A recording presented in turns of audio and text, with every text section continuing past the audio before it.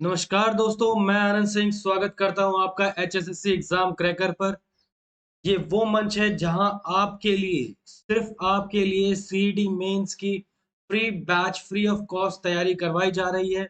अलग-अलग सब्जेक्ट्स हमने उठाए हुए हैं, हम एक साथ पढ़ रहे हैं, जिसमें एनवायरमेंटल स्टडीज यानी पर्यावरण अध्ययन की ये दूसरी क्लास रहने वाली। चलिए, अभी थोड़ी देर पहले एक नोटिस देखने को मिला है, अलग-अलग एक फोटो ग्रुप में सर्कुलेट हो रही थी, जो मैंने मेरे जो टेलीग्राम चैनल है उस पे भी डाला है। ठीक है कि हमारा सीईटी का जो क्वालिफाई का केस था वो फाइनली फाइनली वो केस डिसमिस का जो ऑर्डर था वो जारी कर दिया गया है। और अब इस ऑर्डर के बाद कोर्ट की तरफ से सीईटी क्वालिफाई होने की संभावनाएं खत्म हो गई हैं। तो कल 13 तारीख को सेक्टर 5 पंचकुला में तिरंगा यात्रा निकाली जा रही है। कुछ सीईटी क्वालिफाई करवाने के लिए मुहिम निकाली जा रही है बच्चों के द्वारा। अगर आप कहीं नज़दीक पहुँचते हैं और नज़दीक रहते हैं या पंचकुला में रहते हैं, तो आप वहाँ जाएँ और उनको सपोर्ट करें उन बच्चों को, ठीक है? चलिए, अगर बाकी सीईटी मेंस की ग्रुप नंबर 56 और 57 का एनवायरमेंटल स्टडीज़ की क्लास दूसरी ये रहने वाली है। चलिए शुरू करते हैं। आज का टॉपिक रहने वाला है नेचुरल एंड फॉरेस्ट रिसोर्सेज, प्राकृतिक एवं वन संसाधन। ठीक है, natural and forest, oh sorry, forest की स्पेलिंग गलत कर दी, FOREST। ठीक है, यहाँ पे EST आएगा। चलिए, फॉरेस्ट रिसोर्सेज, ठीक है। एक सेकेंड, तो अपने आप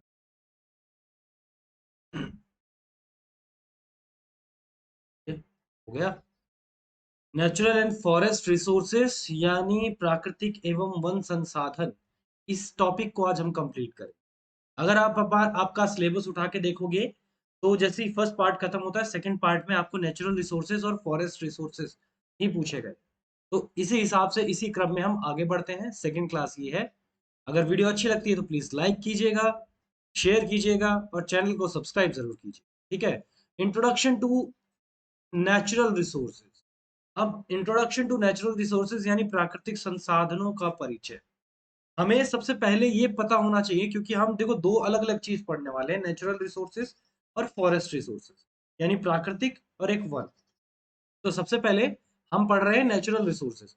और नेचुरल रिसोर्सेज में डेफिनेशन के अकॉर्डिंग उसके इंट्रोडक्शन में हम ये देखेंगे कि नेचुरल रिसोर्सेज होते क्या है। ठीक है, तो सबसे पहले नेचुरल रिसोर्सेज है क्या। नेचुरल रिसोर्सेज वो होते हैं जो कोई भी सामग्री, मतलब कोई भी सामान है, ठीक है, कोई भी सामान है जिसको रूपांतरित करके या बदल के, आम भाषा में अगर हम कहें तो बदल कर, अगर कुछ वैल्यूएबल बनाया जा सकता है, वैल्यूएबल यानी मूल्यवान बनाया जा सकता है, या फिर अधिक उपयोगी बनाया जा सकता है, उसे संसाधन कहते हैं, उसे रिसोर्स कहते हैं। ठीक है, उसे संसाधन कहते हैं, रिसोर्स कहते हैं। नेक्स्ट, संतुष्टि का पहलू इतना महत्वपूर्ण है कि हम वस्तु और पदार्थ संसाधन तभी मानते हैं जब वह हमारी आवश्यकताओं को पूरा करता है। ठीक है, किसी भी रिसोर्स को, किसी भी संसाधन को संसाधन कब माना जाता है, इसके अंदर लेवल ऑफ सेटिस्फेक्शन इतना इंपॉर्टेंट है। जो संतुष्टि का पहलू है वो इतना ज्यादा इंपॉर्टेंट है कि हम संसाधन को संसाधन तब मानेंगे जब वो अपनी जरूरतों को पूरा कर देगा। ठीक है, अगर वो हमारी जरूरत को पूरा करता है तो वो हमारे लिए संसाधन है। अगर जरूरतों को पूरा नहीं करता है तो संसाधन नहीं है।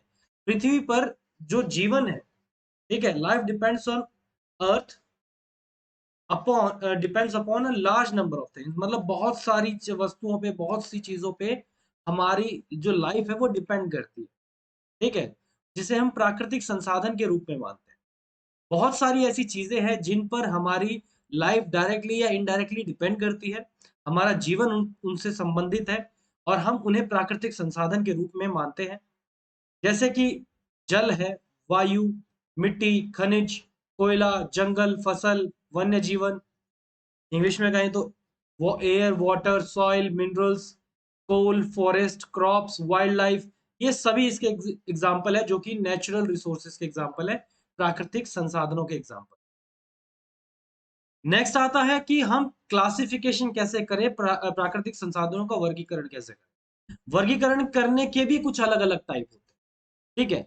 जैसे कि ड्यूरेबिलिटी पे, या कह लो कि डिपेंडिंग अपॉन अवेलेबिलिटी, यानी उपलब्धता के आधार पर, इसके आधार पे, उपलब्धता के आधार पर हम कैसे प्राकृतिक संसाधनों को बांटते हैं।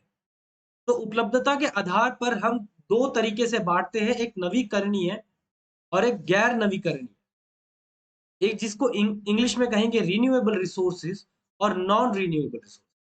आधे बच्चों को तो नाम से क्लियर हो गया होगा कि क्या होते हैं रिन्यूएबल रिसोर्सेज, क्या होते हैं नॉन रिन्यूएबल रिसोर्सेज, क्योंकि 6th 7th क्लास में हम ये पढ़ना शुरू कर देते हैं। रिन्यूएबल रिसोर्सेज वो होते हैं जो एक बार यूज होते हैं, ठीक है, और फिर बार बार यूज हो सकते हैं, पुनः चक्रण, पुनः ये क्या कहते हैं, रुत्पादन या प्रतिस्थापन जैसी, जिस तमाम प्रोसेस से गुजरने के बाद भी वो हमारे लिए बार बार अवेलेबल है, ठीक है। इनएग्जॉस्टिबल होता है ये नेचर में। अक्षय संसाधन है ये। कैसा संसाधन है? अक्षय संसाधन है। अक्षय का मतलब जो खत्म नहीं हो सकता, ठीक है, हमारे लिए बार बार अवेलेबल है। रिसाइकल कर लो, रिप्रोड्यूस कर लो, रिप्लेस कर लो, कैसे भी कर लो, वो हमारे लिए बार बार अवेलेबल हो जाता है। कैसे? एग्जाम्पल के तौर पे सूर्य का प्रकाश, बेस्ट एग्जाम्पल, ठीक है, sunlight, animals, plants, soil, water, जीव जंतु, पौधे, मिट्टी, पानी, ये सब नवीकरणीय। गैर नवीकरणीय में कौन से हैं? जो एक बार इस्तेमाल हो गए उसके बाद दोबारा इस्तेमाल नहीं होते, ठीक है, एक बार उपयोग करने पर नष्ट हो जाते हैं और पुनः प्राप्त नहीं किया जा सकता, और जिनको पुनः प्राप्त करने के लिए करोड़ों सालों की प्रोसेस लगती है, मिलियंस ऑफ ईयर्स लग जाते हैं, उन्हें दोबारा बदला ही नहीं जा सकता, एक बार खत्म तो खत्म। ऐसो को गैर नवीकरणीय बोलते हैं, नॉन रिन्यूएबल बोलते हैं, जैसे खनिज है, मिनरल्स है, फॉसिल फ्यूल्स है, ठीक है, जीवाश्म ईंधन, फॉसिल फ्यूल्स, ये सारे इसमें क्या काउंट किए जाते हैं? ये सारे काउंट किए जाते हैं नॉन रिन्यूएबल। तो नहीं गया। Next, resources can also be classified, इनको और भी दूसरे आधार पे बांटा जाता है। एक होता है बायोटिक, एक होता है एबायोटिक। अब यहाँ पे लाइफ के हिसाब से, जीवन के हिसाब से, जीवन के हिसाब से लाइफ कैसे संसाधनों को बांटा गया है। उन संसाधनों को जैविक और अजैविक में वर्गीकृत किया जाता है। जैविक कौन से होते हैं? बायोटिक कौन से होते हैं? जिन जो जीवित है, जो सजीव है, ठीक है, जैसे वन, कृषि, मछली, या जिन्हें बार बार अगर रिप्रोड्यूस किया जा सकता है, रिप्लेस किया जा सकता है, और खुद अपने आप को वो इंक्रीज करने में सक्षम है, ठीक है। बायोटिक लाइफ है, लाइफ है तो वो अपने आप को रिप्लेस कर सकते हैं, बदल सकते हैं, बढ़ा सकते हैं। अजैव जो कि निर्जीव होते हैं। Abiotic non living thing, non living resources, जैसे पेट्रोल, लैंड, मिनरल्स, ठीक है, पेट्रोल है, भूमि है, खनिज है, पेट्रोल, लैंड, मिनरल्स, ये सारे कैसे हैं? अपने आप को बदल नहीं सकते, अपने आप को बदलने में सक्षम नहीं। ये इतनी धीमी गति से बनते हैं कि मानव का जीवन काल खत्म हो जाएगा। कई मानवों का जीवन काल, आपके दादा, परदादा, वरदादा सब निपट लेंगे, उसके बाद कहीं जाके थोड़ा सा पेट्रोल बनेगा, ठीक है, वो भी कच्चा तेल, जिसको प्योरीफाई करना पड़ेगा, जिसके लिए रिफाइनरीज लगाई जाती है, ठीक है। तो बहुत सी चीजें हैं इसमें। Problems associated with natural resources, प्राकृतिक संसाधनों से संबंधित समस्याएं। क्या है वो समस्याएं? अब समस्याओं के बारे में बात करें तो प्राकृतिक संसाधनों से रिलेटेड अलग बहुत सी समस्याएं हैं। जैसे फर्स्ट है unequal consumption of natural resources, प्राकृतिक संसाधनों का असमान उपभोग, किसी के पास ज्यादा है, किसी के पास कम है, ठीक है। अनइक्वल कंजम्पशन है, उपभोग किस कोई ज्यादा है। अब अगर हम बात करें, अंबानी जितने रिसोर्सेज का यूज करता है, क्या आम आदमी उतने ही रिसोर्सेज का यूज कर पाता है? आम आदमी पार्टी की बात नहीं कर रहा हूं, आम आदमी, कॉमन पीपल, ठीक है, आम आदमी क्या उतने ही का ही इस्तेमाल इस्तेमाल कर पाता है? तो दोनों में कंपैरिजन अगर करें तो आपको साफ पता लग जाएगा कि कौन ज्यादा नेचुरल रिसोर्सेज का यूज करता होगा और कोई कौन कम करता होगा। तो वहीं पे बात करते हैं, जो मेजर पार्ट ऑफ है, बड़ा हिस्सा, एक बड़ा हिस्सा जो आज तकनीकी रूप से उन्नत है, ठीक है, a major part of natural resources are consumed in the technological advanced और developed usually use term the West. आज के समय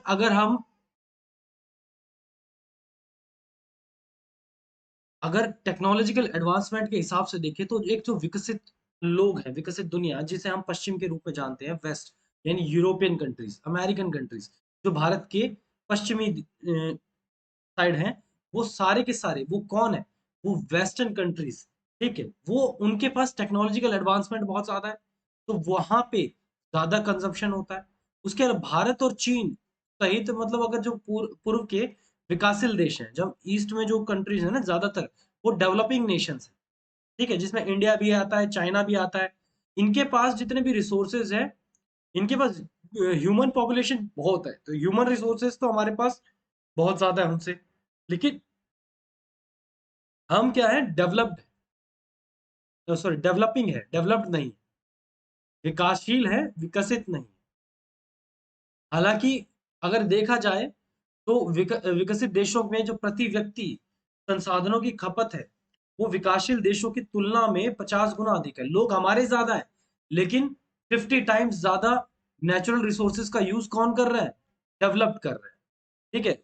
औद्योगिक कचरे या कह लो कि फिर जो इंडस्ट्रियल वेस्ट होता है या फिर ग्रीन हाउस गैस होती है, उनका प्रोडक्शन 75% जो अधिक, वो कौन कर रहा है? वेस्टर्न कंट्रीज कर रही है, जो डेवलप्ड कहलाती है, ठीक है।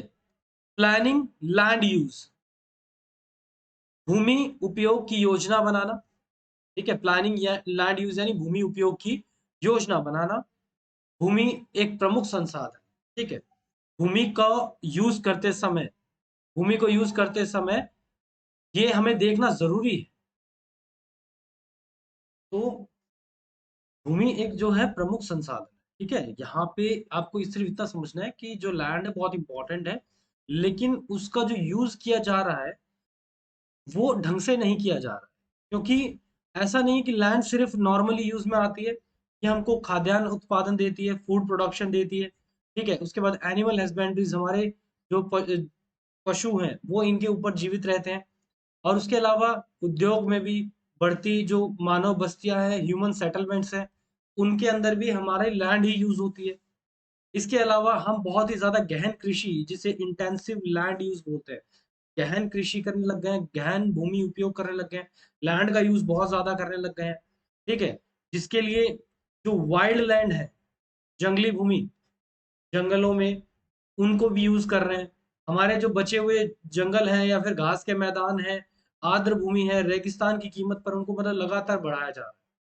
हम धीरे धीरे क्या कर रहे हैं? एनवायरनमेंट को खत्म करके जो ग्रीन एरिया था ना, हरा भरा, वहां से हम किस डायरेक्शन में आगे बढ़ा रहे हैं इसको? डेजर्ट में। ऐसा वो दिन नहीं है जब मतलब हम दुनिया को डेजर्ट में बदल देंगे, ठीक है। नेक्स्ट, यह क्या एक यह एक ऐसी, यहाँ पे है ना, एक समझ में आता है कि हमारे पास एक मांग है। हम क्या चाहते हैं? हमारे पास डिमांड क्या है कि हम, कोई हमारी जो गवर्नमेंट है वो एक ऐसी व्यवहारिक नीति तैयार करे जिसमें जो भूमि आवंटन का विश्लेषण हो, पता लगे कैसे यूज किया जा रहा है, कैसे काम किया जा रहा है, या लैंड ऑफ एलोकेशन किसको हुआ हो रहा है, डिफरेंट यूजेस कहाँ कहाँ हो रहे हैं। ऐसी एक अच्छी पॉलिसी की जरूरत है, ठीक है। नेक्स्ट इज स्थायी जीवन शैली की आवश्यकता। स्थायी जीवन शैली की आवश्यकता का मतलब, अब यहाँ पे सस्टेनेबल लाइफस्टाइल की जरूरत है। देखो, हम तो क्या है, हम अपने लिए बढ़िया कर रहे हैं, हमारे पास रिसोर्सेज बहुत है, लेकिन हमारी आने वाली फ्यूचर जनरेशन के लिए तो नहीं है। तो हमें एक ऐसी जीवन शैली अपनाने की जरूरत है जिसमें हम हमारे रिसोर्सेज को थोड़ा कम यूज करें और नेक्स्ट आने वाली जनरेशन के लिए रिसोर्सेज को बचाएं।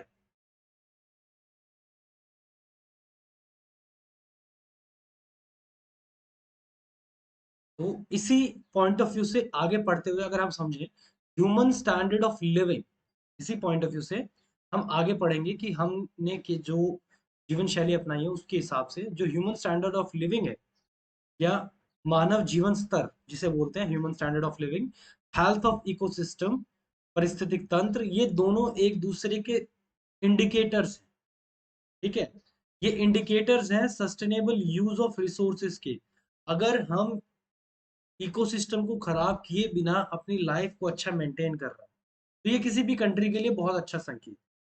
ठीक है, तो ये इंडिकेटर शो करता है कि किसी कंट्री और किसी रीजन में कैसा डेवलपमेंट है, कैसा काम चल रहा है। लेकिन आयरोनिकली विडंबना यह है कि both are not in concurrence, ये दोनों बैलेंस में नहीं है, एक दूसरे से सहमत नहीं है। कॉन्करेंस नहीं है, सहमत नहीं। Increasing the level of one usually leads to the degradation of one.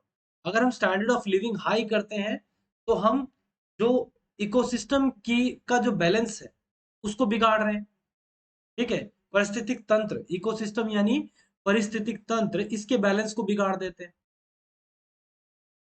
और वहीं पे अगर हम इकोसिस्टम को बचाने की कोशिश करें तो स्टैंडर्ड ऑफ लिविंग को कम कर देते हैं। ठीक है, तो एक का स्तर बढ़ने से आमतौर पर दूसरे का ह्रास हो जाता है, ये यहाँ पे कहना चाहते हैं। वहीं पे दोनों के बीच संतुलन बनाने के लिए विकास नीतियों का निर्माण किया जाना चाहिए। यहाँ पे भी हमें जरूरत है कि गवर्नमेंट ऐसी पॉलिसीज बनाए, ठीक है, जो इन दोनों चीजों को बैलेंस कर पाए।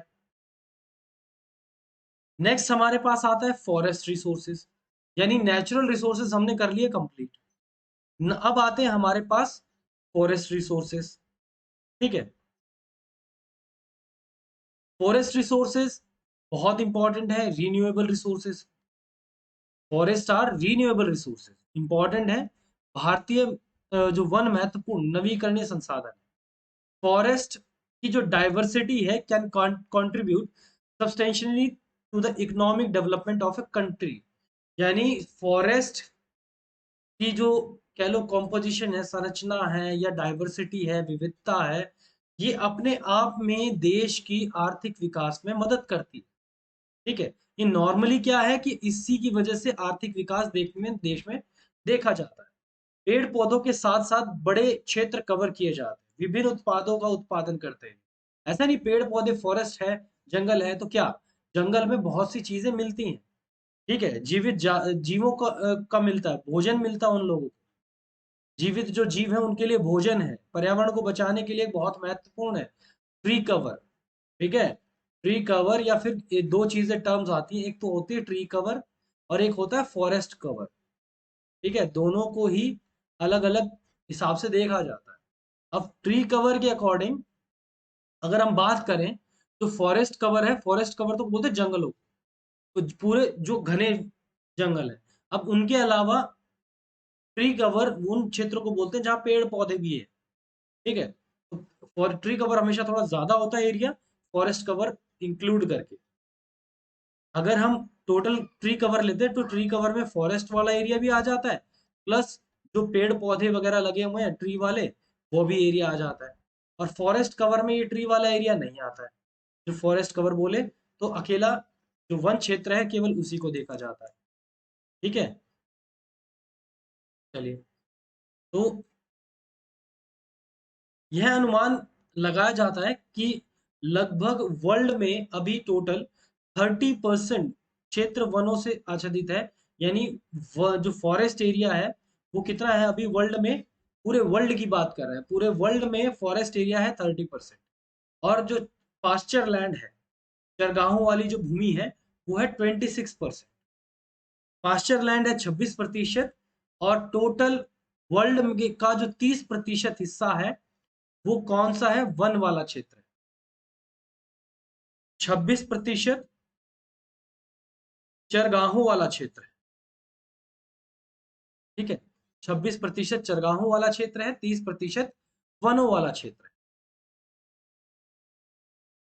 सभी महाद्वीपों में अगर बात करें तो सबसे ज्यादा वन कहाँ आपको देखने को मिलेंगे, अगर क्वेश्चन में आ जाए कि सबसे ज्यादा वन कहाँ है, तो अफ्रीका में है। यहाँ पे वन है 33%।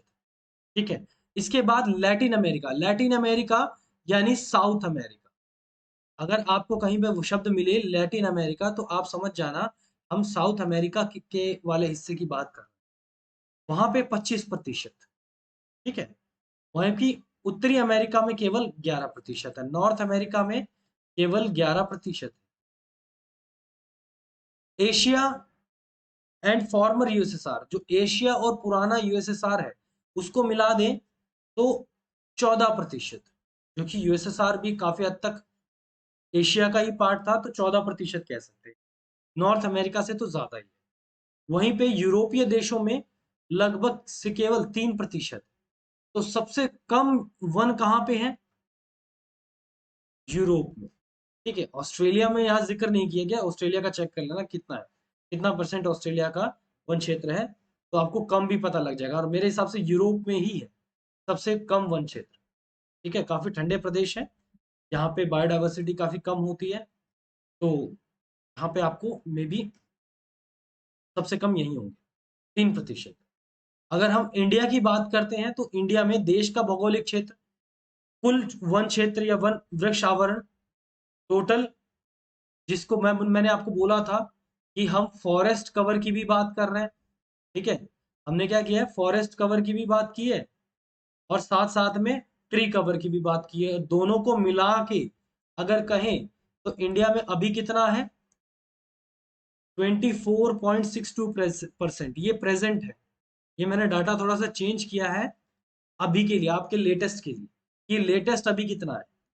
ठीक है, तो 24.62% ये अभी लेटेस्ट है, करंट में, प्रेजेंट सिचुएशन। ठीक है, उसके अलावा अगर इसमें से ट्री वाला हटा दें, ट्री वाला यानी जो वृक्ष आवरण है, वृक्ष आवरण इसको हटा दें तो कितना बचता है? तो बचता है 21.71% या 21.71। ये अकेला क्या है? फॉरेस्ट कवर है। ये अकेला फॉरेस्ट कवर है, ये टोटल है। फॉरेस्ट कवर टोटल दोनों को अपने को ध्यान रखना है कि किसमें। भारत में अगर बात करें सबसे ज्यादा वन क्षेत्र कहाँ है? सबसे ज्यादा वन क्षेत्र है मध्य प्रदेश, एमपी। ठीक है, largest area cover Madhya Pradesh में। लेकिन अगर परसेंटेज की बात करें कि परसेंटेज में, या परसेंटेज में सबसे ज्यादा कहाँ है, तो अरुणाचल प्रदेश। आंध्र प्रदेश, एपी आंध्र प्रदेश के लिए नहीं लिख रहा हूँ, अरुणाचल प्रदेश के लिए लिख रहा हूँ। नॉर्थ ईस्ट में अरुणाचल प्रदेश सबसे ज्यादा परसेंटेज वाइज लैंड एरिया यहाँ पे, क्योंकि अरुणाचल प्रदेश छोटा है और ज्यादातर एरिया में वन क्षेत्र है। ठीक है, यहाँ पे इसका एरिया भी लिखा हुआ है कि कुल वनावरण कितना है टोटल, 7,13,789 किलोमीटर स्क्वायर। ठीक है, किलोमीटर स्क्वायर। और उसके बाद अगर भौगोलिक क्षेत्र की बात करें तो 21.7% जो है वन क्षेत्र है, और 2.9% सिर्फ वृक्ष आवरण है, यानी ट्री कवर है। 2.9% क्या है? Only tree cover. ठीक है जी, तो यहां से यहां तक आप इसको आराम से समझ जाएंगे। इसके आगे चलते हैं। Uses of forest. Uses of forest यानी वनों का उपयोग। अब वनों का उपयोग तीन चार तरीके से किया जाता है, बेसिकली चार तरीके से वनों का उपयोग किया जाता है। वाणिज्यिक मूल्य, कॉमर्शियल वैल्यू, इकोलॉजिकल सिग्निफिकेंस, पारिस्थितिक महत्व, एस्थेटिक वैल्यूज यानी सौंदर्यवादी मूल्य, वैल्यूज के हिसाब से, life and economy of tribals, वहां पे रहने वाले जनजातीय लोगों और जीवन और उनकी अर्थव्यवस्था। इस हिसाब से चार रूपों में हमने फॉरेस्ट के यूज को बांटा है। वैसे तो हमें बहुत कुछ देते हैं वन, मानव राष्ट्र समृद्ध समृद्ध बनाता है। जो वन है ना, वो राष्ट्र को एक समृद्धि प्रदान करते हैं। ठीक है, लेकिन इसको अगर प्रॉपर यूजेस में बांटा जाए तो ये चार ही यूजेस होते हैं: कॉमर्शियल, इकोलॉजिकल, एस्थेटिक और life of economic tribals, life and economy of tribals. ठीक है, ये चौथा ये पॉइंट है। अब एक एक करके इन पॉइंट्स को समझते हैं। कॉमर्शियल वैल्यू में कैसे? वन कई वाणिज्यिक उत्पादों जैसे लकड़ी, इमारती लकड़ी, ये लुगदी, लुगदी जिसे पल्प वुड भी कहते हैं, टिम्बर, इन सब के मतलब बहुत ज्यादा प्रमुख स्रोत क्या है? वन है।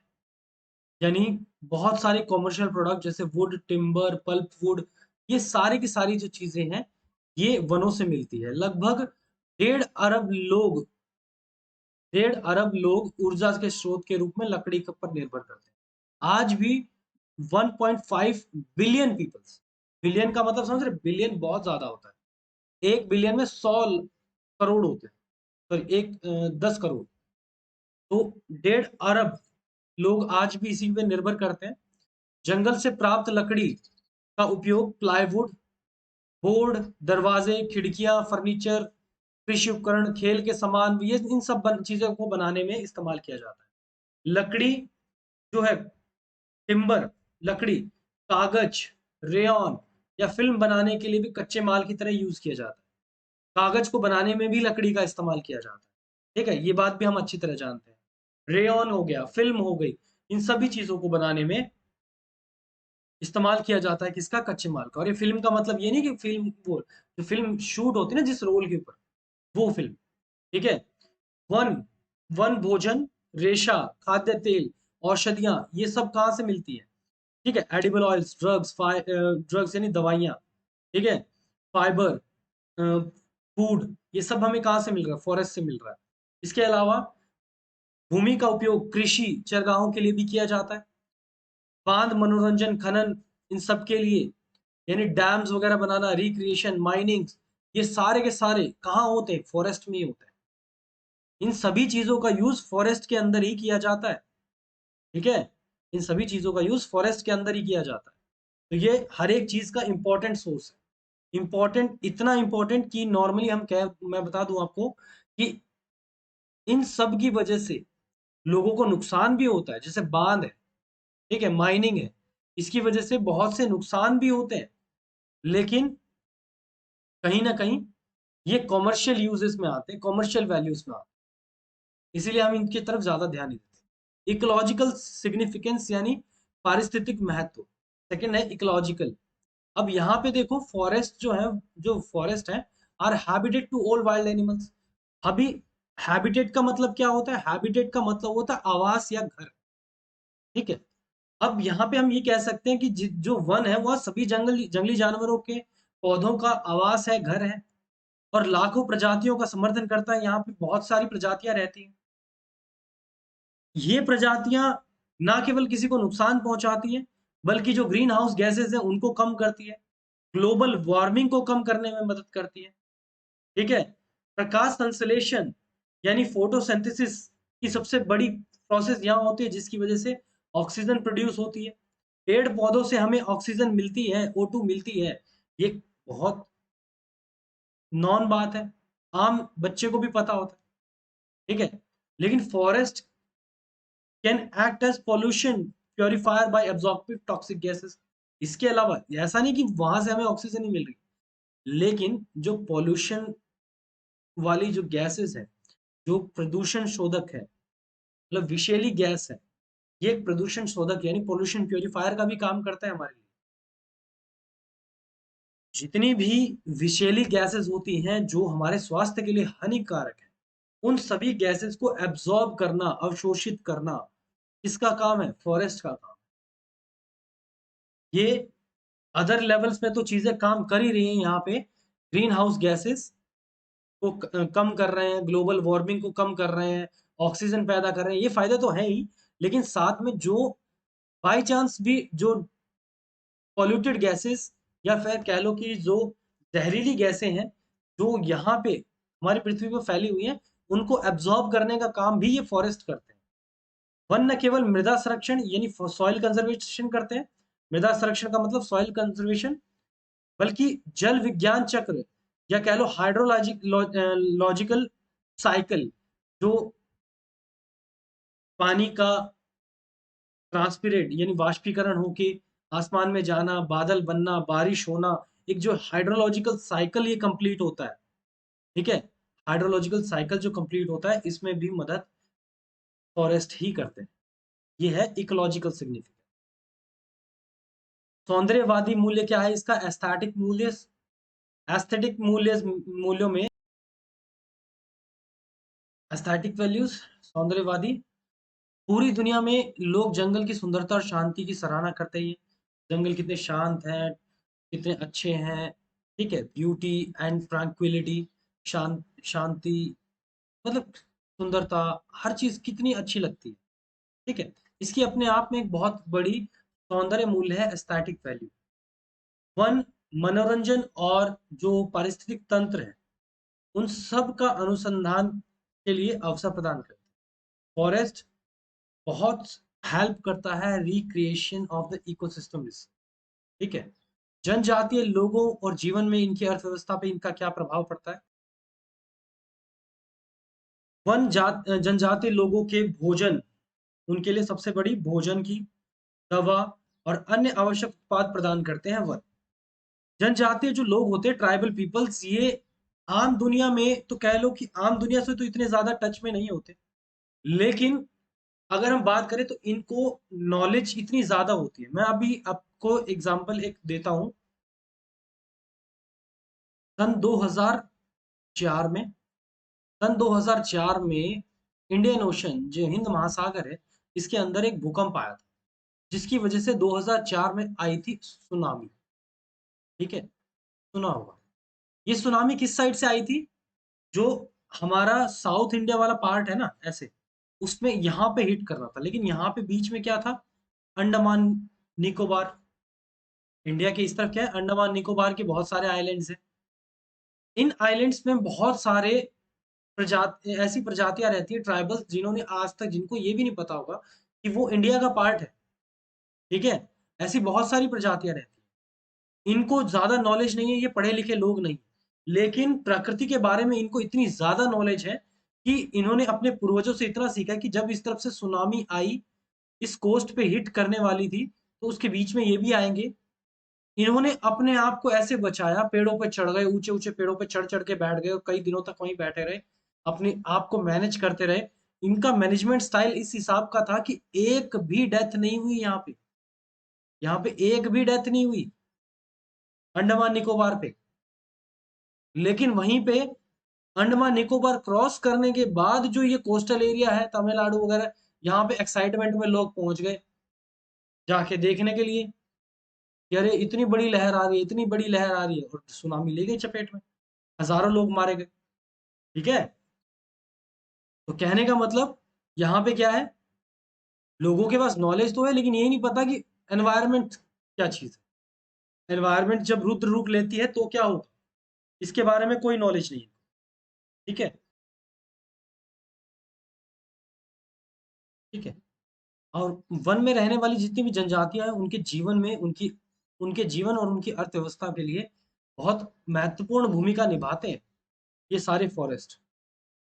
अब जो मेरा एग्जाम्पल था उसके अकॉर्डिंग भी आप समझ गए होंगे कि हमें नॉर्मली वैल्यूज तो पता है कि भाई यहाँ वक्त को ये करना चाहिए, वो करना चाहिए, लेकिन हमने मॉडर्न टेक्नोलॉजी के साथ साथ एनवायरनमेंट को इतना नेग्लेक्ट कर दिया है कि हम उनकी तरफ देख ही नहीं पा रहे।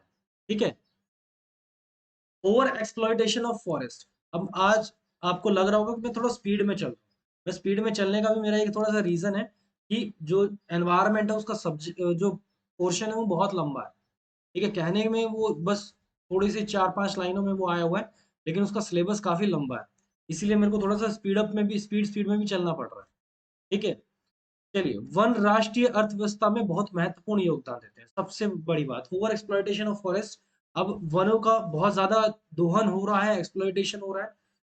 वन जो हमारी राष्ट्रीय अर्थव्यवस्था, इसके अंदर बहुत ज्यादा इंपॉर्टेंट रोल प्ले करते हैं। बढ़ती जनसंख्या के साथ ईंधन की, लकड़ी की बढ़ती मांग, शहरी विकास के तहत क्षेत्र में विस्तार, उद्योग के कारण वनों में बहुत ज्यादा एक्सप्लॉयटेशन देखने को मिला है, दोहन देखने को मिला है। ठीक है। वर्तमान अंतरराष्ट्रीय स्तर पर अगर हम बात करें तो हम हर साल, प्रति वर्ष 1.7 करोड़ हेक्टेयर्स को, जो वन है, वो खो रहे हैं, खत्म कर देते हैं। इंटरनेशनल लेवल की बात करें, इंडिया में नहीं बात कर रहे हैं, इंटरनेशनली पर ईयर हम 1.7 करोड़ हेक्टेयर खत्म कर देते हैं। अत्यधिक चराई और घरेलू उपयोग के लिए वनों में चरगाहों में परिवर्तित करने के कारण अत्यधिक दोहन हुआ है। ठीक है, ओवर एक्सप्लॉयटेशन के कारण या ओवर एग्रेजिंग के कारण भी काफी, जो हम लैंड है वो पास्चर लैंड वगैरह डोमेस्टिक यूज की वजह से हो चुके हैं। इन सबको कहते क्या है? डिफोरेस्टेशन। कहीं ना कहीं वनों का मरुस्थल में बदलना, वनों का मरुस्थल में बदलना क्या कहलाता है? डिफोरेस्टेशन, वनोन्मूलन। अब जो वनोन्मूलन है, डिफोरेस्टेशन है, ये है क्या? डिटेल में पढ़ेंगे, समझेंगे अच्छे से। अगर हम बात करें कि कृषि का जो क्षेत्र है, कृषि के लिए भूमि की सफाई करना जरूरी है। कृषि के लिए भूमि की सफाई करनी पड़ेगी। लकड़ी और इमारती लकड़ी की कटाई कटाई, agriculture land, harvester land, timber land, इन सभी को शहर बनाने के लिए काटा जा रहा है, और काटा भी गया है पहले। उष्णकटिबंधीय देश जो है, जो कह लो कि टेम्परेट कंट्रीज किनको बोलते हैं? तो जो डिफोरेस्टेशन है, रेट है रिलेटिवली लो है टेम्परेट कंट्रीज में than in tropics. If present rate are deforested countries we have many losses, 90% of tropical forest in coming 6 decades। मतलब कि अगर हम टेम्परेट रीजन की बात करते हैं ना, उष्णकटिबंधीय देशों की तुलना में, जब जो समशीतोष्ण देश है, ट्रॉपिकल। अब ट्रॉपिकल्स कौन से हैं? ट्रॉपिक ऑफ कैंसर जहां से गुजरती है। और उष्णकटिबंधीय टेम्परेट कौन से हैं? जो 23.5 डिग्री नॉर्थ के आसपास है, और 23.5 डिग्री साउथ के आसपास वाला जो क्षेत्र है, वहाँ जो टेम्परेट रीजन है, वहां पे काफी ज्यादा हमने वनों की कटाई देखी है। जिसकी वजह से हम कह सकते हैं, एक अंदाजा लगा सकते हैं कि अगले 6 दशक यानी 60 साल में 90% जो वन है वो खत्म कर देंगे। 90%, 60 साल, केवल 60 सालों में 90% खत्म कर देंगे। इकोलॉजिकल टेंशन के हिसाब से हमारे पास कितने परसेंट वन होने चाहिए? 33% होना चाहिए। ठीक है, इंडिया की बात कर रहा हूँ, यहाँ पे मैं इंडिया की बात कर रहा हूँ कि इंडिया के हिसाब से जो वन है वो कितने होने चाहिए? 33%। लेकिन है कितने? 21.71%। ठीक है, 21.71% अभी भी। रीजन क्या है? वनोन्मूलन के कारण क्या है? इसके बेसिकली ये 5 कारण गिने जाते हैं। 5 कारण, जिसमें पहला है शिफ्टिंग कल्टीवेशन या झूम कृषि या झूम खेती जिसे कहते हैं। ठीक है, दूसरा है कॉमर्शियल लॉजिंग, वाणिज्यिक कामों में फॉरेस्ट का इस्तेमाल करना। जलावन के लिए लकड़ी को एज अ फ्यूल की तरह यूज करना। विकास परियोजनाएं और भोजन की बढ़ती जरूरत, बहुत सारे डेवलपमेंट के प्रोजेक्ट्स और खाने की बढ़ती मांग। औद्योगिक प्रयोग के लिए कच्चा माल यानी raw material for the industrial use. ये बेसिक 5 कारण रहे हैं। ये 5 कारण हैं वनोन्मूलन के। ठीक है, क्यों फॉरेस्ट खत्म हो रहे हैं, इसका बेसिकली ये कारण है। ठीक है, इफेक्ट क्या होता है डिफोरेस्टेशन का? क्यों? इनका प्रभाव क्या है? प्रमुख प्रभाव कहाँ पड़ेगा? कहीं ना कहीं तो इनके प्रमुख प्रभाव पड़ेंगे। इसकी वजह से सॉइल इरोजन होता है, मिट्टी का क्षरण होता है। ठीक है, मिट्टी की सॉइल फर्टिलिटी, मिट्टी की उर्वरता में कमी आती है। अगर आपको वीडियो अच्छी लग रही है तो प्लीज लाइक शेयर सब्सक्राइब वाला काम करते रहिए। ठीक है, लाइक शेयर सब्सक्राइब वाला काम करते रहिए। मैं जितना हो सके आपको बेटर तरीके से कंटेंट देने की कोशिश हमेशा करता रहूंगा। नेक्स्ट, हाइड्रोलॉजिकल जो साइकिल है, चक्र है, उसके प्रभाव में वर्षा की कमी हो जाती है, उसके प्रभाव पे इफेक्ट पड़ता है, जिससे रेनफॉल कम हो जाती है। अगर वन नहीं होंगे तो बारिश नहीं होगी, रेगिस्तान का विस्तार होगा, रेगिस्तान बढ़ेंगे। ठीक है, जलवायु में परिवर्तन होगा, क्लाइमेट चेंज हो जाएगा, और जल स्तर में भी कमी आ जाएगी। जो भूमिगत जल है, जल स्तर है, भूमिगत जल का मतलब अंडर वाटर, ग्राउंड वाटर जो पानी है, उसके लेवल में भी कमी आ जाएगी। ठीक है, अब जैव विविधता में, बायोडाइवर्सिटी में कमी है, फ्लोरा में कमी है, वनस्पतियां, जीवों में नुकसान है, फ्लोरा फोना हर तरीके से हम नुकसान में। पर्यावरण के जो परिवर्तन होंगे वो अलग। ठीक है, जिससे पारिस्थितिक तंत्र में, डाइवर्सिटी में, फॉरेस्ट इकोसिस्टम के अंदर डिस्टरबेंस हो जाएगी, अशांति फैल जाएगी। ये सारे काम होने वाले। माइनिंग का भी ट्राइबल पीपल्स पे एक अलग ही प्रभाव पड़ता है। माइनिंग की वजह से ट्राइबल पीपल्स को अपना घर छोड़ के जाना पड़ता है। ठीक है, भूमि में क्षरण और मिट्टी के नुकसान के कारण यह अनुमान लगाया जाता है लगभग भारत में लगभग 80,000 हेक्टेयर भूमि खनन गतिविधि के दबाव में है। नहीं, लगभग 80,000, 80,000 हेक्टेयर, 80,000 हेक्टेयर भूमि अभी भी माइनिंग के प्रभाव में है। ठीक है, खनन और अन्य संबंधित गतियों के अंतर्गत जो आवरण में के साथ हटा दी जाती है या परिणाम स्वरूप क्षेत्र में स्थल रूपी प्रदूषित नष्ट हो गया। अच्छा, ये तो एक एग्जाम्पल के तौर पे दिया है कि भाई मसूरी और देहरादून घाटी में बड़े पैमाने पर वनों में कटाई हुई है। ठीक है, माइनिंग की वजह से बहुत सारी एक्टिविटीज में वेजिटेशन लॉस होता है, सॉइल मेंटल खत्म हो जाता है, अपर लेयर जो ऑफ सॉइल है, अपर लेयर ऑफ सॉइल है वो भी काफी खत्म हो जाती है। ठीक है, इसके अलावा जो फॉरेस्ट एरिया है वो डिक्लाइन कर गया है, 33% फॉरेस्ट फॉरेस्ट एरिया था, ऐसे जगहों पे एरिया बिल्कुल कम हो गया है। खनन की गतिविधियों के कारण गैर वन क्षेत्र वृद्धि के परिणाम स्वरूप अपेक्षाकृत अस्थिर बन गए। ठीक है, भूस्खलन की भूस्खलन काफी हो रहा है। अब जो जगह जगह जो जोन्स के अंदर लैंडस्लाइडिंग होती है ना, लैंडस्लाइडिंग का भी एक रीजन माइनिंग ही है। लैंडस्लाइडिंग क्या होता है? भूस्खलन, यानी जब भूमि का एक बड़ा हिस्सा खिसक के नीचे गिर जाता है। पहाड़ों में अक्सर देखने को मिलता है। ठीक है, पहाड़ों में अक्सर देखने को ये मिलता है। माइनिंग की वजह से बहुत सी और भी नुकसान होते हैं।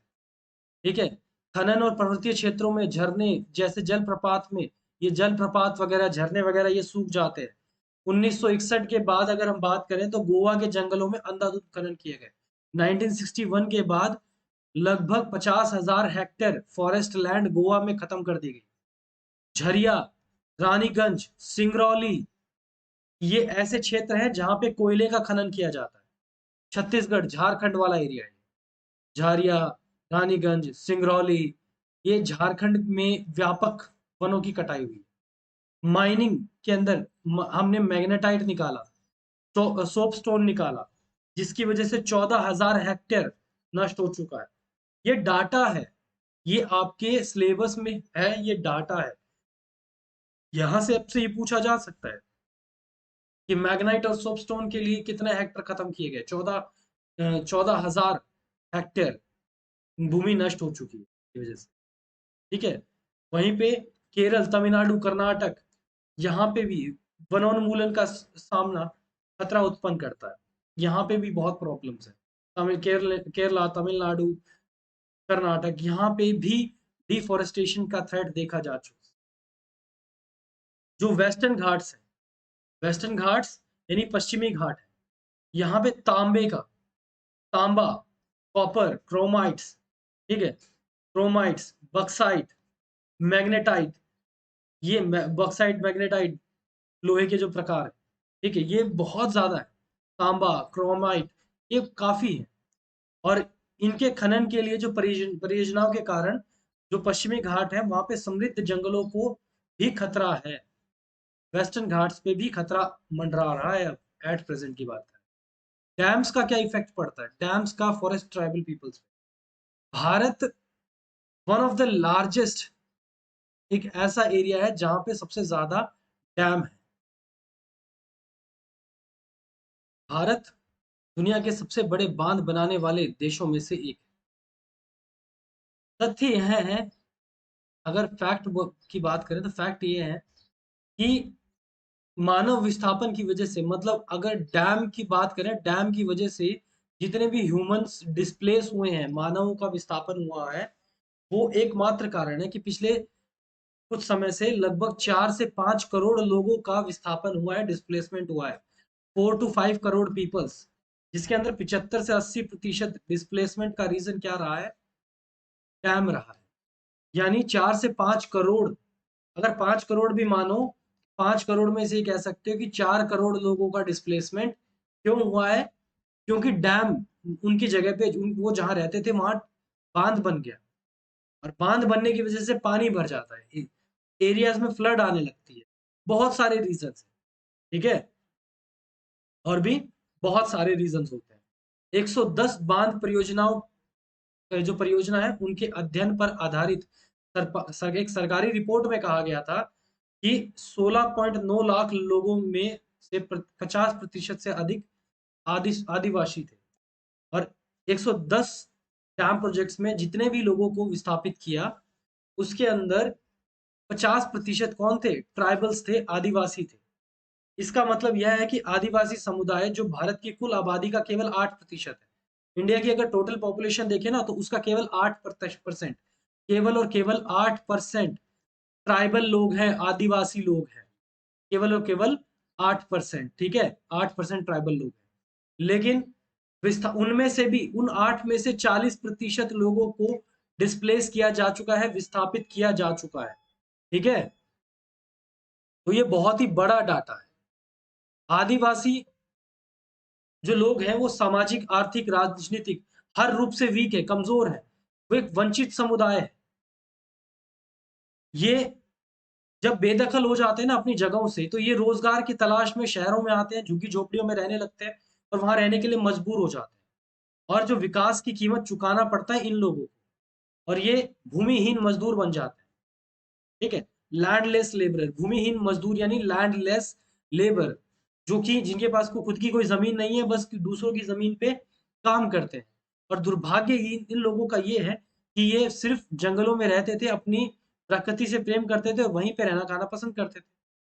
दुर्भाग्य की बात यह है कि इनके विस्थापन के कारण तो हम बनते हैं, हमारी विकास की परियोजनाएं, जितने भी डेवलपमेंट की प्रोजेक्ट्स चलते हैं ना, डेवलपमेंट के प्रोजेक्ट चलते हैं, उनकी वजह से इनके ऊपर नुकसान क्या आता है,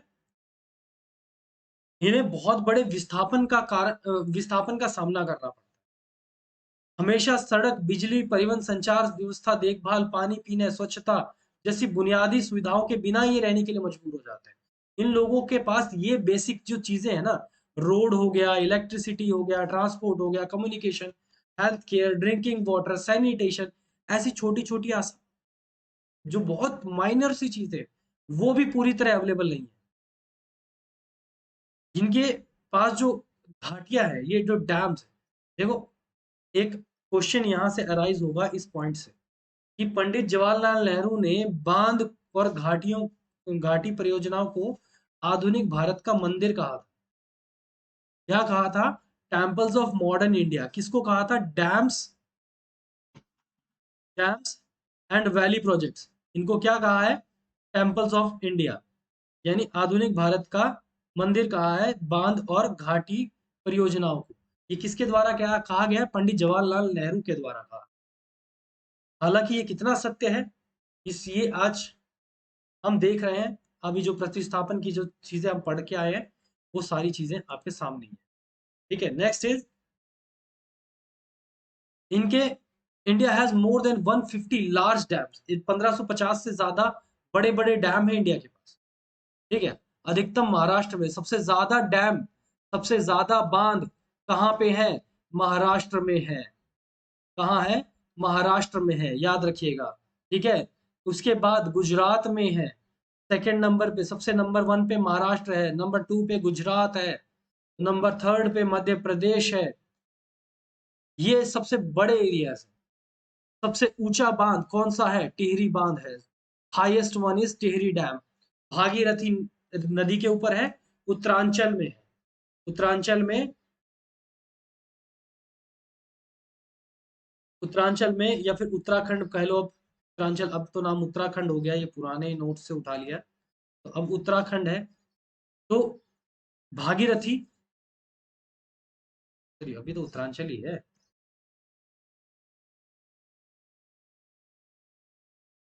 दृष्टि में, चलो जो भी है। और क्षमता की दृष्टि में सबसे बड़ा हिमाचल प्रदेश में सतलुज, भाखड़ा। अगर कैपेसिटी की बात करते हैं तो सबसे बड़ा है भाखड़ा डैम, सतलुज नदी में, हिमाचल में, ठीक है। उत्तरांचल यानी उत्तराखंड, सही है, मैं सही था। उत्तरांचल, उत्तराखंड, ठीक है। दृष्टि में सबसे बड़ा हिमाचल प्रदेश, हिमाचल प्रदेश में है सबसे बड़ा, लेकिन कैपेसिटी में, अगर वैसे हाइट में देखा जाए, ऊंचाई में देखा जाए, तो उत्तरांचल में है, भागीरथी नदी पे है टिहरी बांध। बड़े बांधों की पूरी दुनिया में अलग अलग पर्यावरण समूह में ध्यान में रहते हैं। मतलब जो बड़े बड़े डैम बनते हैं ना, उनके ऊपर विशेष जो एनवायरमेंटल ग्रुप होते हैं, उनकी बहुत नजर होती है। ये देखते हैं कि कितने वनों की क्षेत्रों की कटाई हो रही है, किन जनजातीय लोगों को परेशानी हो रही है, और इसके टाइम टू टाइम बहुत सारे विद्रोह भी होते हैं। एक आपने सुना होगा silent valley hydro electric project, silent valley hydro electric project, ये कौन सा है? जल विद्युतीय परियोजना साइलेंट वैली वाली, जो पश्चिमी घाट्स में है, वेस्टर्न घाट्स में है, उष्णकटिबंधीय वर्षा वर्षा वन क्षेत्रों के अंदर ये स्थित है। और ऐसी परियोजनाओं में इसे एक है जिनके अंदर बहुत बहुत चिंता को आकर्षित किया लोगों के। यहाँ पे साइलेंट वैली में जो हाइड्रो इलेक्ट्रिक प्रोजेक्ट है ना, इसकी वजह से लोगों को काफी परेशानी का सामना करना पड़ा, जिसकी वजह से लोगों को देखा गया कि भाई इस प्रोजेक्ट के अंदर प्रोडक्शन की लेवल कम गिराने की जरूरत है। ठीक है। साइलेंट वैली जो हाइड्रो इलेक्ट्रिक प्रोजेक्ट है वो एक ऐसे प्रोजेक्ट्स में आता है जो कि बनाया नहीं जाना चाहिए था लेकिन बनाया गया। टिहरी बांध के कारण बहुत सारे परिस्थितिक नुकसान देखने को मिले, वन क्षेत्रों में काफी नेतृत्व देखने को मिले। वन क्षेत्रों के अंदर बहुत सारे टिहरी डैम के खिलाफ श्री सुंदर लाल भगुना, जो कि एक लीडर थे चिपको मूवमेंट के, ठीक है, चिपको आंदोलन के प्रणेता या लीडर कह लो, जो श्री सुंदरलाल बहुगुणा, ये टिहरी बांध के जो प्रोजेक्ट था उसके खिलाफ भी खड़े हुए। सरदार सरोवर बांध से संबंधित मुद्दों का कारण बहुत सारे रहे।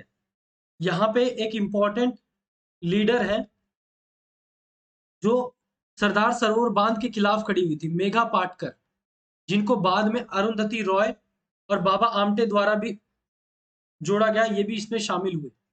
ठीक है। इन बांधों के निर्माण के कारण वनों का विनाश बहुत ज्यादा हुआ है। बहुत बड़े स्केल पे डिवास्टेशन देखा गया है फॉरेस्ट का। ठीक है।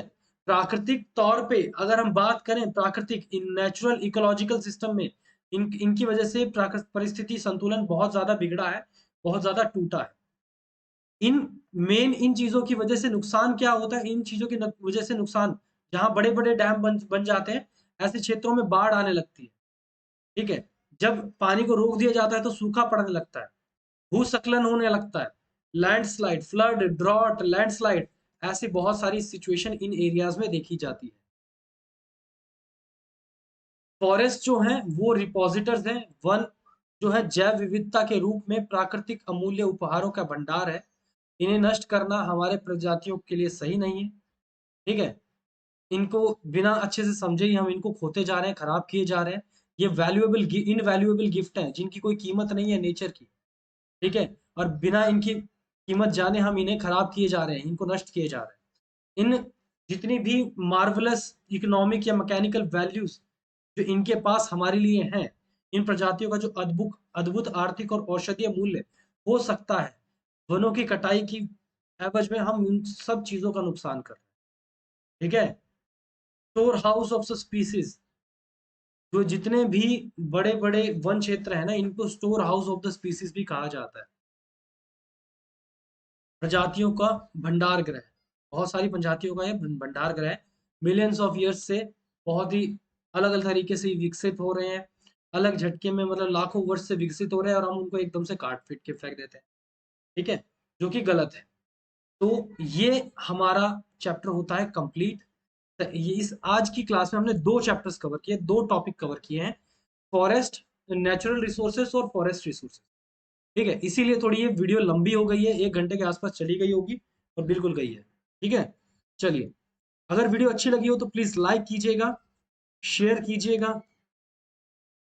कमेंट कीजिएगा आपके सुझाव, और हो सके तो चैनल को सब्सक्राइब करके जितना हो सके शेयर करो भाई, आपके जानने पहचानने वालों के पास इसको शेयर कर दो। ठीक है।